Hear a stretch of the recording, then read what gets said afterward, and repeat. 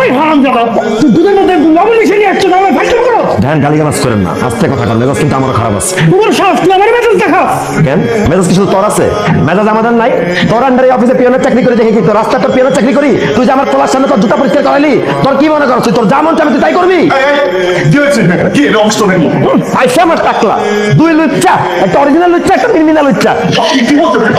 হ্যাঁ পাগল হয়ে গেছি, আমি পাগল হয়ে গেছি। আমি গরিব মানুষ দেখে গিয়ে আমাদের ইজ্জত নাই, আমাদের কোনো দাম নাই, সবকিছু যাই না চাকরি করে দেখে তোদের সাথে চাকরি করতে হয়। কি হচ্ছে এখানে? কি চেঁচামেচি এখানে? আইসা করছে মিস ঢলি বেগম, ঢোলা ঢোলের কোনো শেষ নাই তার। একবার এর কোলে ঢুলে পড়ে, একবার ওই কোলে ঢুলে পড়ে, কিছু বুঝি না মনে হয়, চুষি তাই না?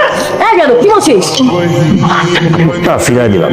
ম্যাডামের কাছে তুই হাত দিছো, তোর চাকরি আমি খাইছি। আরে রাখ তোর চাকরি, চাকরি গুষ্টি মারি, কর তুই তোর চাকরি, আমি করলাম না তোদের আন্ডারে চাকরি। তোর সৌভাগ্য তো দুধের মধ্যে লবণ মিশেছে, মিশাইলে জায়গায় মরে দেখি।